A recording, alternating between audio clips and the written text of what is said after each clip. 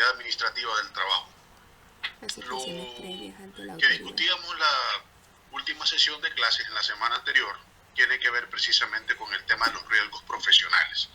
La importancia que tiene el conocimiento y la tutela efectiva de la institucionalidad de las normas del derecho del trabajo relacionadas precisamente con accidentes que causen una incapacidad o muerte de un trabajador previo a solicitar una indemnización ante los órganos jurisdiccionales en materia del trabajo.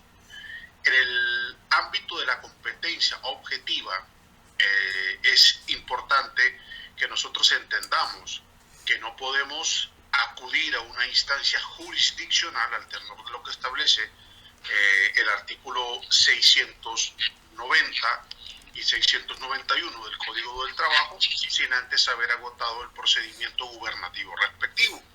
Entonces, cuando surgen estas situaciones, estos acontecimientos que se derivan precisamente de manera directa o indirecta de una relación de trabajo en materia de riesgos profesionales, ya sea por accidente, por enfermedad profesional, y que derivado de esto cause la muerte, entonces nosotros decimos qué tenemos que hacer para acudir a tutelar efectivamente este derecho. Entonces, en primera instancia, fundamentalmente existe una dirección que se llama la Dirección General de Previsión Social, que es la dependencia a lo interno de la Secretaría del Trabajo encargada de manera efectiva de precisamente conocer, en este caso, el reclamo que hace un trabajador producto de un accidente de trabajo para que efectúe un cálculo. Ese cálculo finalmente tiene que ver y está directamente relacionado con el salario y con el tipo de incapacidad producto precisamente de ese accidente, hasta particularmente alcanzar el valor máximo promedio. A ver, si en términos concretos alguien tiene un accidente de trabajo, tiene que acudir a esta instancia para que esta instancia, a través precisamente de su competencia, pueda efectuar un cálculo de carácter indemnizatorio. Ese cálculo, repito, es directamente proporcional al salario y al porcentaje de incapacidad que lo determina la Comisión Técnica de Invalidez del Seguro Social o de la propia dependencia. Entonces, si es una incapacidad total y permanente, si es una incapacidad parcial pero permanente, tenemos que determinar ese porcentaje para luego identificar particularmente además la tabla que está expresamente y de forma taxativa señalada en el Código del Trabajo, y de esa manera determinar el promedio objeto de esta indemnización. Entonces, cuando esta dirección efectúa un cálculo de esta forma, se le da traslado, decíamos, en este caso a la patronal.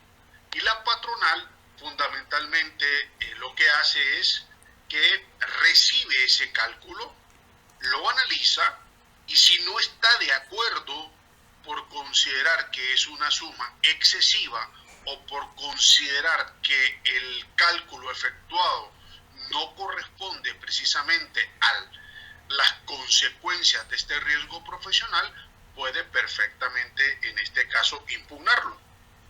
Aunque decíamos que en la práctica esto es, digamos, una táctica de carácter estrictamente dilatoria.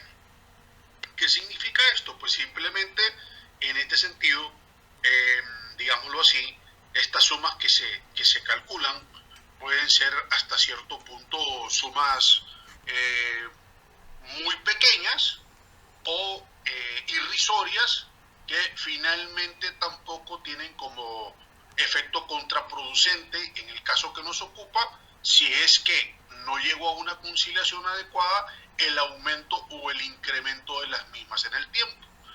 Sin embargo, ocurre que en la práctica, repito, el patrono puede por tácticas dilatorias impugnar esto para alargar el proceso, con el único sentido precisamente de pues hacer algunas maniobras que le permitan fundamentalmente evadir o asegurar en este caso algún tipo de patrimonio para evitar una acción posterior que vaya encaminada, por llamarlo de alguna forma, en el aseguramiento de esta acción, ¿no?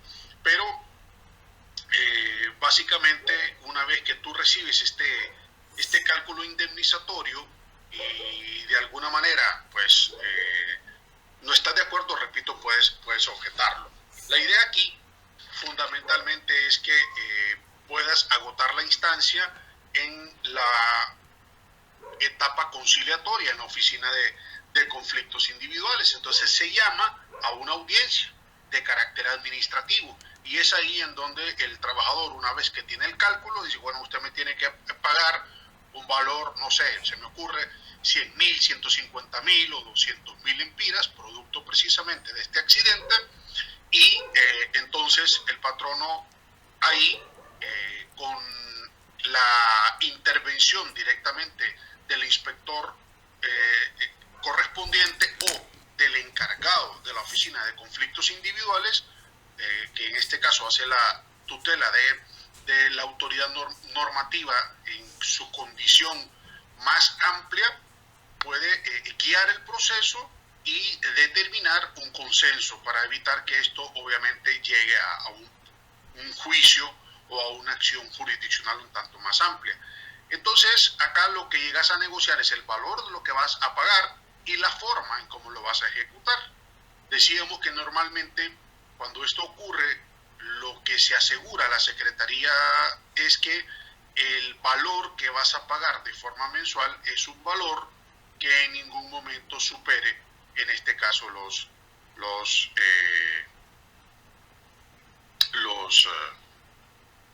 10.000 lempiras respectivamente. Esto es en algún momento una condición que está determinada, repito, en el ámbito de la competencia del proceso laboral y que tiene que estar determinado de manera directa en el contrato de trabajo, en el reglamento interno de trabajo o en las normas que regulan el ámbito de la competencia laboral. Voy a compartir la pantalla.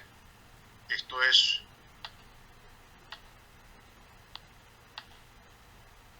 Dame un minuto.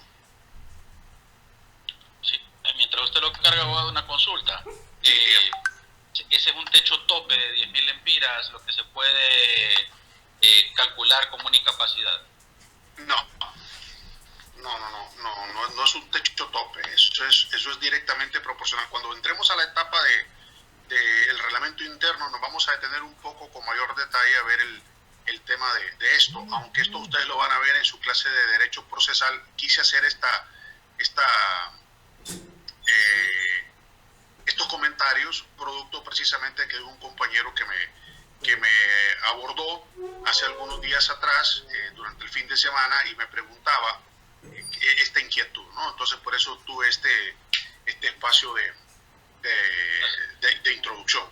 No hay un techo determinado, es decir, este valor es directamente proporcional al salario del trabajador y tiene que, digamos, estar íntimamente relacionado con el tipo de incapacidad que sufriste o del tipo de miembro que se afectó. Entonces ya cuando nosotros vamos al Código del Trabajo encontramos una tablita que nos permite identificar estos porcentajes y estos valores hasta calcular el máximo, que es 620 días de salario. Entonces, como por ejemplo cuando un trabajador fallece en materia de riesgos profesionales, el código dice que yo tengo o estoy obligado a pagarte 620 días de salario más uno por un salario por gastos fúnebres. Entonces, cuando uno hace un cálculo ahí, obviamente para poder determinarlo tenés que sacar el salario promedio diario, el mensual, y hacer una proyección luego de cuánto ganas por día, para luego hacer una multiplicación por 620, y ahí saca uno entonces un valor proyectado de cuánto es lo que te tengo que pagar. más un salario por gastos fúnebres.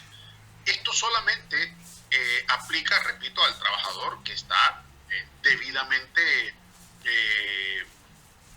relacionado con un contrato de trabajo, con una relación de trabajo con la patronal. Aquí obviamente alguien me preguntaba también, bueno, ¿y qué pasa si yo tengo, digamos, un albañil en mi casa? Alguien que me está haciendo una pequeña reparación, me está poniendo, no sé, unas molduras, un piso, y de pronto esta persona sufre un accidente de trabajo. La pregunta es, ¿estoy obligado a indemnizarlo? La respuesta es sí. ¿Por qué? Porque en materia laboral, en materia de riesgos profesionales, en materia de previsión social, la previsión social es universal. Y desde el momento en que este trabajador, aunque está ejecutando una labor por obra determinada, lo está haciendo bajo mi contratación, bajo mi guía, mi subordinación como tal, entonces en este sentido yo tengo que garantizarle particularmente esa incapacidad. Entonces es un riesgo permanente, ¿no? Es decir, no es simplemente un trabajador que de pronto llega y tiene un vínculo de trabajo permanente, ¿no? Este es un trabajador por obra. Tú metes a tu casa o a tu propiedad o a tu oficina a alguien que va a hacer algunas reparaciones, y si ese se accidenta ahí, entonces tú estás obligado a indemnizarlo, salvo que tú le hayas indicado o le hayas puesto de manifiesto, porque hay excepciones en cuanto a los pagos indemnizatorios, salvo que tú le hayas indicado, le hayas puesto, en este caso, un manual de higiene y medidas de seguridad ocupacional. Si no las cumple, entonces, porque considera que él tiene una expertise, una pericia, porque tiene tantos años de experiencia y soslaya seguir este tipo de procedimientos de carácter intuitivo, de carácter preventivo, entonces ya aquí tú puedes como patrono decirte, bueno, mire, no es culpa mía, no estoy obligado a indemnizarlo porque el negligente fue él, a pesar de que yo le dije que tenía que ponerse un casco, que tenía que utilizar guantes, que tenía que utilizar equipo adecuado de trabajo, pues esta persona vino y definitivamente no hizo cumplimiento o omitió seguir el procedimiento administrativo respectivo. Entonces acá sí, evidentemente tú puedes de alguna manera decir, en efecto, no tengo ningún motivo, bajo ninguna responsabilidad del por qué indemnizar.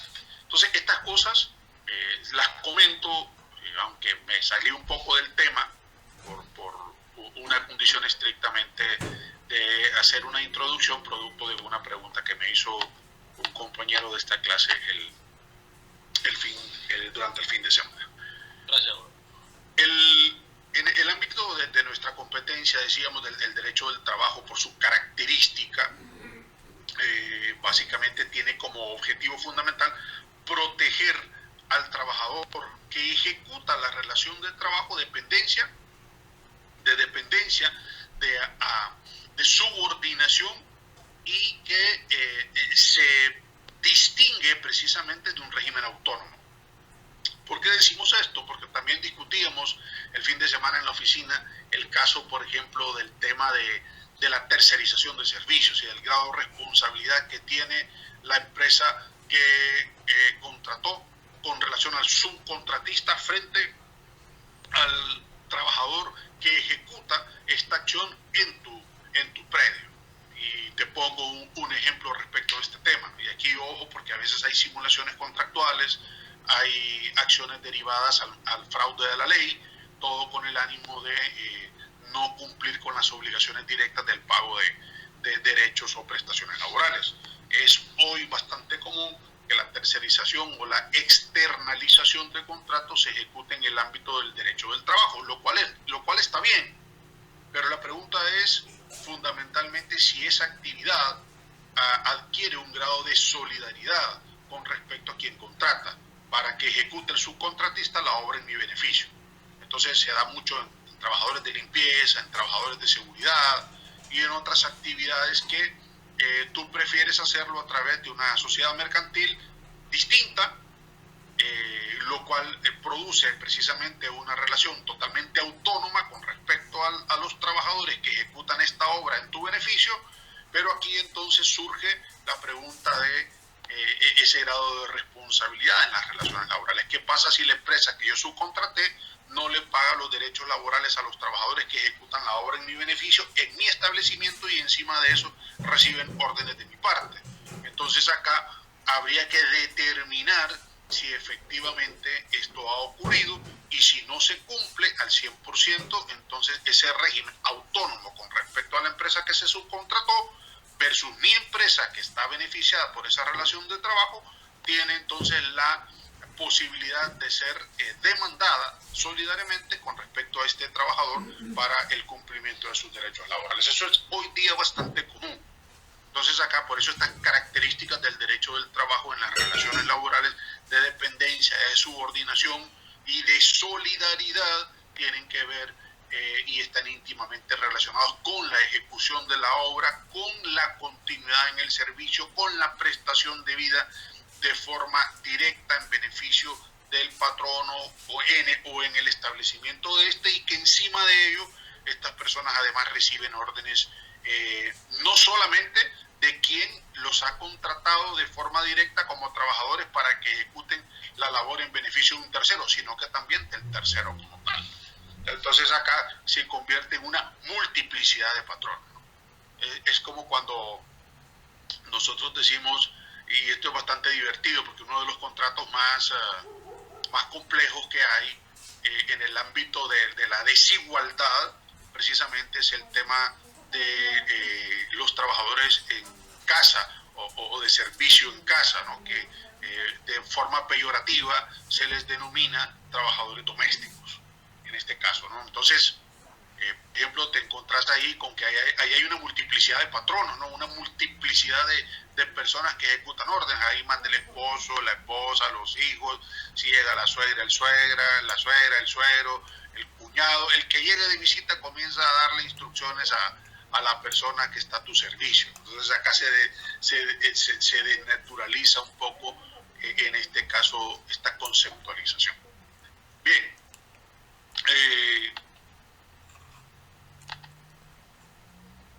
No sé si tienen alguna pregunta con respecto a esto.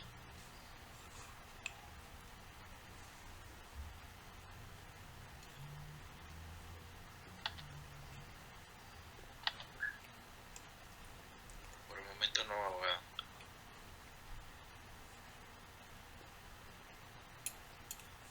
Ok. Vamos a ver.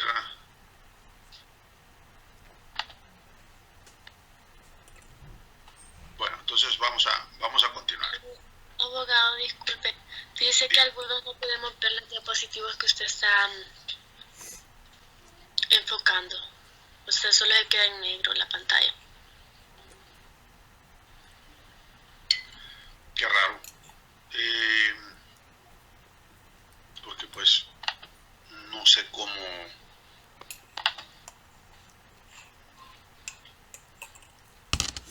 Lo que voy a hacer es que voy a dejar de compartir pantalla y voy a volver a proyectarla. Vamos a ver.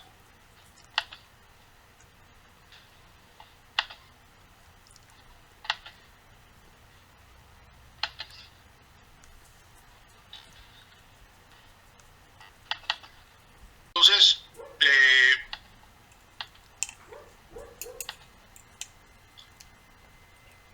vamos a seguir con esta exposición.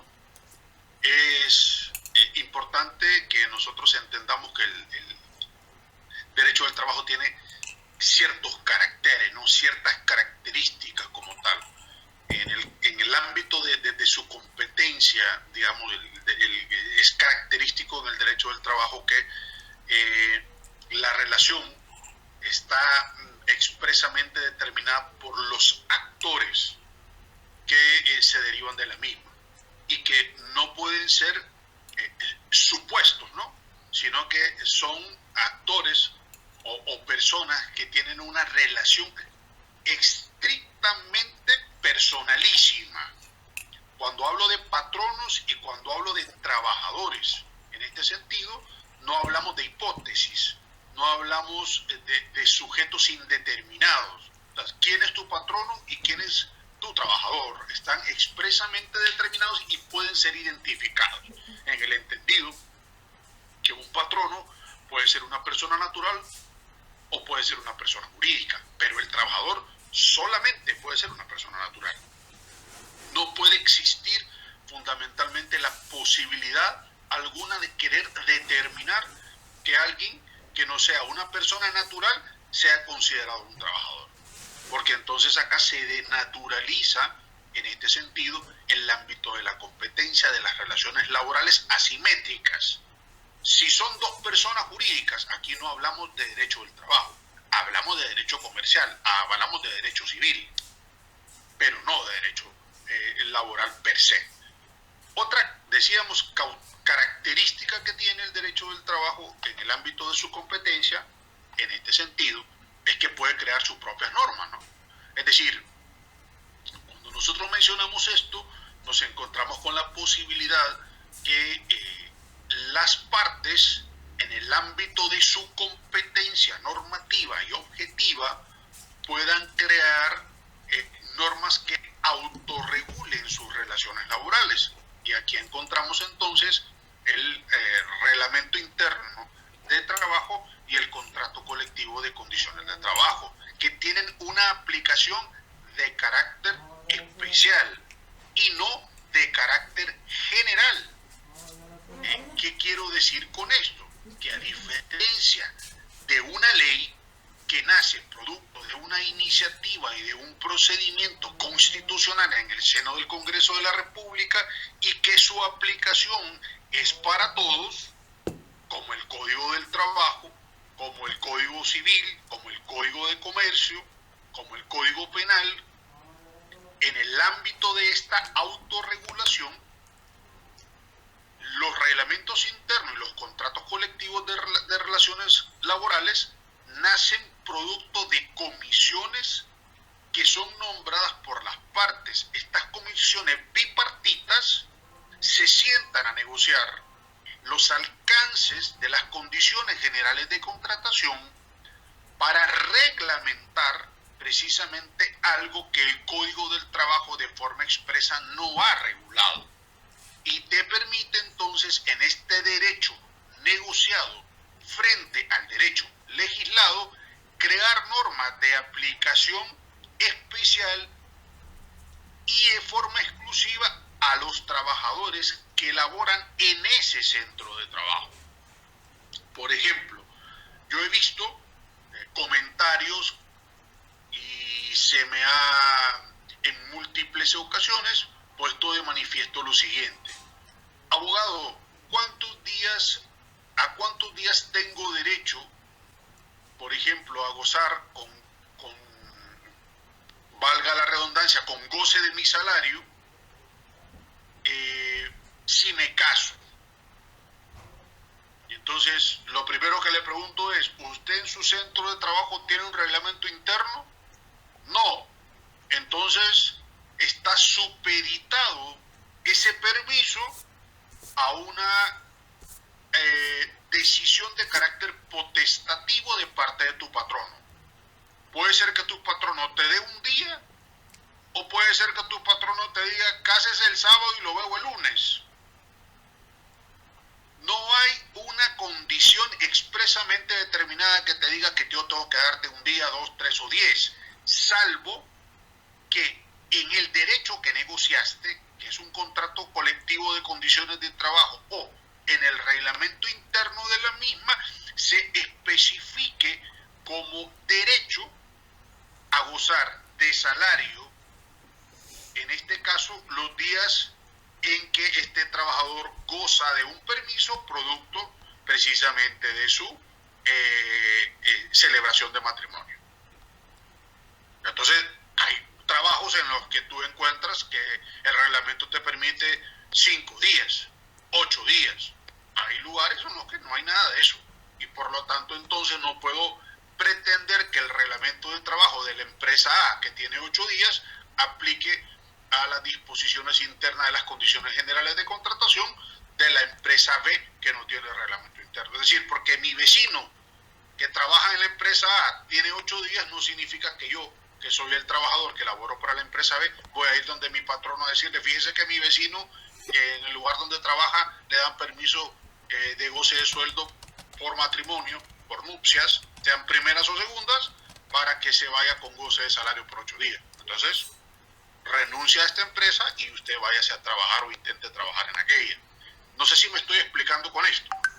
En este sentido, hablamos de esta autorregulación, estas normas propias que pueden ser variables, aunque uniformes, cuando existan, porque ya el Código establece como principio fundamental rector que estas condiciones generales de contratación que nacen producto del derecho negociado frente al legislado tienen que tener condiciones más favorables, nunca menos favorables a las ya establecidas como piso mínimo de ese derecho de orden público que se encuentra reconocido en el ámbito de una norma de carácter general como lo es el Código del Trabajo.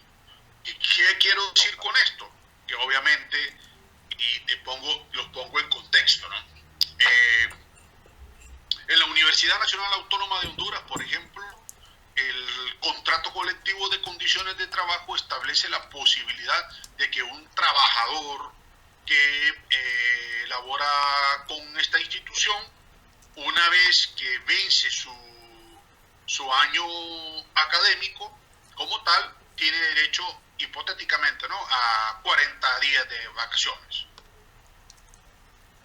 Entonces, eso está determinado como una conquista producto de un derecho negociado, frente al legislado que dice que nadie puede gozar más de 20 días de vacaciones, aunque tenga 20 años de trabajar en una empresa. O sea, es decir, puede ser que tengas 25, puede ser que tengas 30, pero eso puede ser variable. Y en la universidad, una conquista de esta forma te permite tener condiciones más favorables. Significa que todos los trabajadores que laboran en la universidad de forma directa, ya sea como docentes o ya sea como empleados en el ámbito administrativo, cuando termina un año lectivo, tienen derecho al goce de vacaciones remuneradas hasta por un máximo de 40 o 45 días. Entonces, eso no significa que en todos los trabajos te van a dar ese periodo de tiempo. No sé si me estoy explicando con esto. Entonces, a eso se refiere el ámbito de la competencia de crear tus propias normas, de poder negociar particularmente con tu patrono el alcance de las mismas. Licencias remuneradas, permisos especiales para estudio, con goce de salario, también lo que va determinado como ayudas por situaciones de calamidad doméstica o situaciones que van aparejadas por luto. Son situaciones que se regulan en el ámbito de estas normas, repito, que tienen como propósito complementar las disposiciones de carácter general en el ámbito de esta relación laboral asimétrica y totalmente subordinada. Bueno, ¿alguna pregunta hasta aquí? Abogado, por ejemplo, ¿qué pasa cuando la mujer de un hombre tiene su hijo? ¿El hombre tiene derecho a ciertos días después de que la mujer tuvo el niño o no? Si está regulado en su código, en su reglamento interno, sí. Si no, definitivamente no es posible. Quedaría supeditado a una decisión de carácter estrictamente potestativo por parte de tu patrón. O sea, hay situaciones, te repito, que inciden de forma directa en estas relaciones laborales y si no están determinadas expresamente no pueden ser exigidas como un derecho reconocido como tal. Entonces, les hago la siguiente pregunta. ¿A qué tengo derecho en cuanto a, por ejemplo, horas efectivas en el día para tomar mis alimentos? Bueno, si yo trabajo una jornada de 8 horas, ¿cuánto es el tiempo efectivo que el patrón no está obligado a darme para que yo pueda tener una pausa y tomar mis alimentos, por regla general. Una hora. Una hora. ¿Dónde está eso? ¿Dónde dice eso? ¿Dónde dice que tiene que ser una hora? Es correcto, abogado. No dice específicamente una hora, solamente que el patrono debe de facilitarle un lugar a donde comer y un tiempo estipulado. Puede ser 30 minutos o una hora. La ley habla de 30 minutos. La ley, el Código del Trabajo habla de 30 minutos. No dice una hora. Entonces, ¿de dónde sacamos que es una hora? Entonces es producto precisamente de que existe un reglamento interno de condiciones de trabajo que tipifica que todos los trabajadores van a tener una hora. Significa que tienen 30 minutos más favorables en beneficio de ese trabajador. Pero si no existiera un reglamento interno de trabajo en esa empresa o un contrato colectivo, es decir, un derecho negociado frente al legislado, que es el código que habla de 30 minutos, mi hora para tomar alimentos son 30 minutos. Abogado. Entonces aquí dan por sentada las personas que dicen, no, es que es mi hora de trabajo, es mi hora de descanso. ¿Quién te ha dicho eso? Tenés 30 minutos para hacer una pausa, tomar tus alimentos y regresas en 30 minutos. Por eso es que en algunos establecimientos incluso a los trabajadores no se les permite salir del centro de trabajo. También por un tema de seguridad, porque forma parte del tiempo efectivo de trabajo. Significa que aunque tenga una pausa, estoy bajo las órdenes de mi patrono. En este sentido no puedo interrumpir precisamente mi jornada de trabajo. En otros trabajos, esa hora efectiva no es considerada como tiempo efectivo de trabajo. Entonces tú entras a las 8, sales a las 12, y luego entras a la 1 y sales a las 5, para sumar las 8 horas efectivas. Significa que de 12 a 1, ese tiempo efectivo no está considerado como tiempo efectivo de trabajo. Entonces tú haces una pausa, y durante esa hora sí podrías tener la posibilidad de hacer algunas actuaciones de carácter estrictamente personal.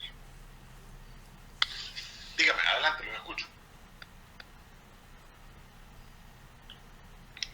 Abogado, buenos días. Una pregunta.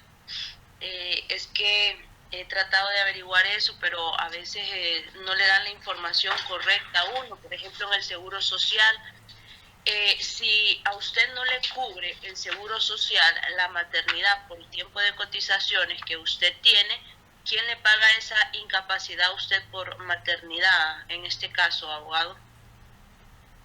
¿Cómo no le entiendo cómo por cotizaciones? Ok, usted labora en una empresa, la empleada sale embarazada y entonces viene el patrono y asegura a esta empleada porque no tenía seguro. La asegura por su embarazo, pero la empleada se dirige hacia el seguro y le dicen que por el tiempo que tiene de estar asegurada, hay que tener un tiempo determinado para que le pueda cubrir la maternidad. Entonces, si en dado caso el seguro cubriera la maternidad, tuviera más tiempo de estar asegurada, el seguro es quien le paga a usted la incapacidad de los 40 días antes y los 40 días después. El seguro y el patrono, una parte.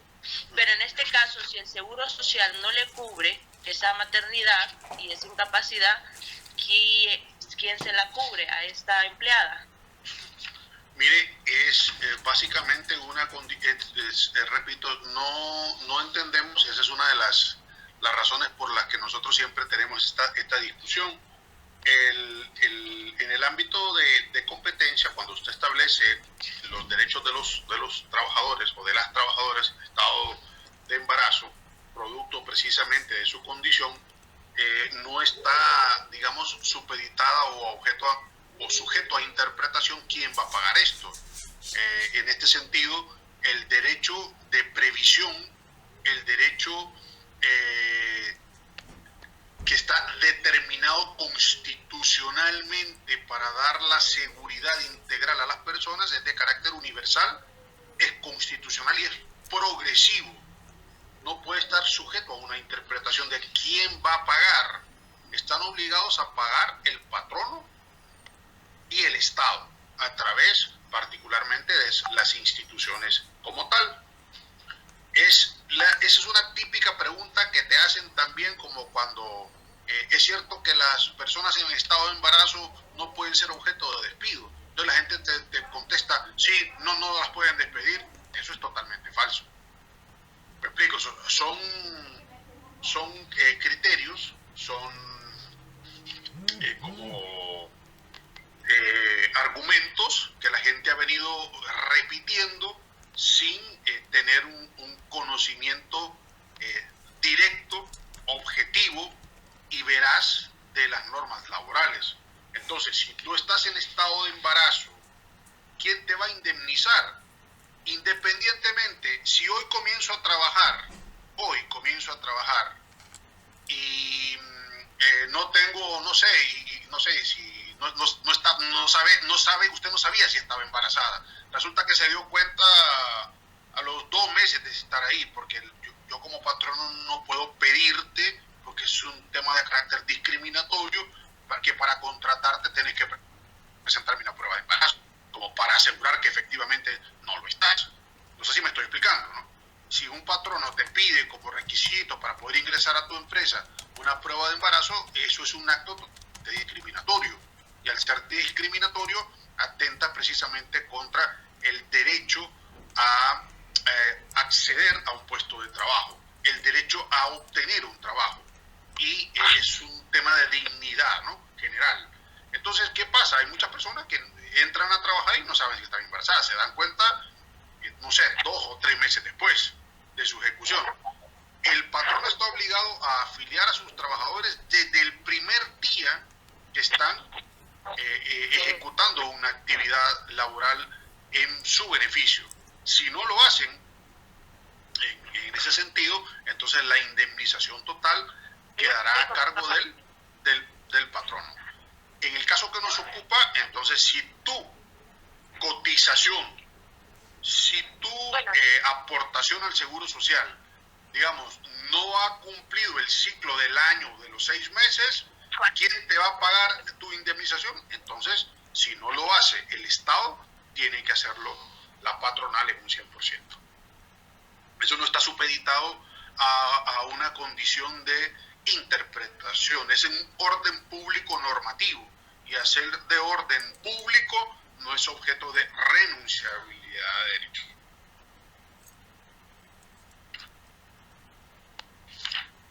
Entiendo, abogado. En relación a lo que acaba de mencionar usted, abogado, si nos podría explicar, cuando nosotros interpretamos que una persona embarazada no puede ser despedida. Pero eso lo vamos a ver más adelante, cuando miremos los contratos de trabajo. Ahorita estoy haciendo simplemente un comentario. Okay. Eso es una condición, repito, que normalmente la gente ha venido como repitiendo, ¿no? Si estás embarazada no te pueden despedir. Si sos miembro del sindicato no te pueden tocar. Eso es falso. La diferencia entre un trabajador que forma parte de una organización sindical y que es miembro de la Junta Directiva es que la mujer lo que tiene es un fuero maternal. Significa que tiene una tutela especial, pero no significa que si yo soy una persona que estoy en estado de embarazo, o que si soy un miembro de una organización sindical, no voy a llegar a trabajar, voy a llegar tarde, voy a portarme mal, no voy a cumplir con mis obligaciones, y como estoy protegida por esto, entonces soy intocable. Eso es totalmente falso. Lo que ocurre es que hay un procedimiento previo a la notificación por despido que tiene que hacerse precisamente a lo interno de la empresa y luego ante el órgano jurisdiccional con una solicitud de autorización para despedir a un trabajador que está protegido por fuero maternal o por fuero sindical, para luego ejecutar el despido. Y es un procedimiento estrictamente sumario, rápido y hasta cierto punto eficaz. Pero no significa que no te puedan despedir. Esa es una tesis que alguien ha repetido de una manera inapropiada en este sentido, ¿no? Entonces las personas que están en estado de embarazo no es que son intocables.